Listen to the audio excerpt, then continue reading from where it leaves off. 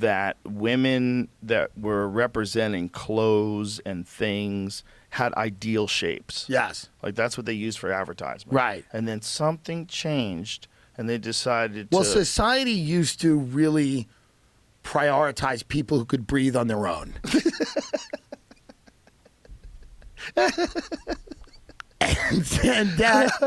and listen, as a person, I've struggled with my weight, but I know that fat is not good. Eating the wrong thing isn't good. We shouldn't turn it into good. Right. It's crazy to turn it into good. That's a horrible idea. There's people that could be encouraged in this exact same state. They could either be encouraged that you're perfect on your own and don't you worry about anything, and don't you even worry about what food is, just eat to your heart's content. Right. Well, there were things that LA, they put this weird story out where it was like the LA school district was like, let's stop telling kids that fruits and vegetables are good and that junk food is bad, because the reality is that's racist. I don't know how. I don't know how either, but they were like, that. Yeah, they were like, it's racist if you tell a kid there's a difference between an Oreo and an orange. That is racist. Recently, they had a thing where Lizzo lost a few pounds. I don't know how, but she did. You know, she moves around a lot, so she shaved a couple off. Maybe lost a little bit in the face. Don't know how it happened. They started attacking her. The fat activist people started saying, how dare you? You're losing weight. You're the symbol of fat. And she should never have let them put that crown on her. Yeah. When they said, she should have said, hey, I'm an artist. I'm a singer. This is what I do. Not I'm the symbol of all fat people. Because now you own them. Now you own the fatties. And you have to stay fat. And you got to stay fat. And so Lizzo loses a few pounds, and then people start attacking her going, how dare you lose the weight? And Lizzo literally made a statement. She said, I move around a lot for my job. I mean, look at how insane this world is. Lizzo goes, I move around a lot for my job. I lost a little bit of weight. I'm not trying to be thin. I don't even want to be thin. This was an accident. To keep this rabid fan base of crazy people. My health was an accident. My health was an accident. I'm sorry, I didn't mean it. I didn't mean to improve. It won't happen again.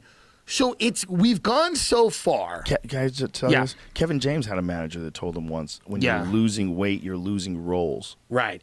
Well, if you're an actor and you're used to that certain thing, you know, people got to get used to you another way, whatever. But, you got to remember, with somebody like Lizzo, right?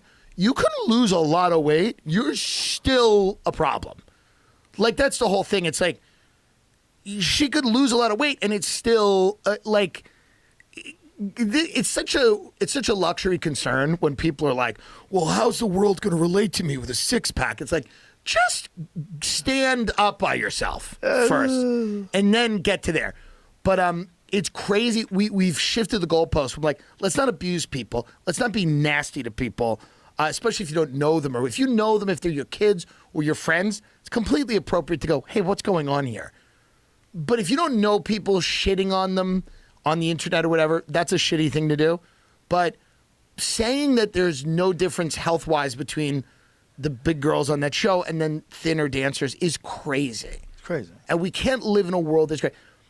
We can't live in a world where we remove all sense of reality. Right. Because then it's like the only fun of eating a cupcake or a little scoop of ice cream is knowing it's bad. Right. That's the point.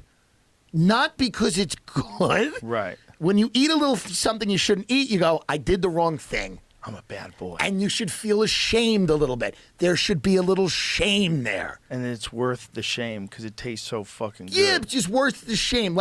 Yeah. You know, if you've ever been, I walked out of a frozen yogurt shop once and someone recognized me. I don't get recognized all the time, but somebody recognized you. You should be ashamed of that. If someone goes, hey man, I like your stuff, and you're holding frozen yogurt at 2 p.m., you should be ashamed of that.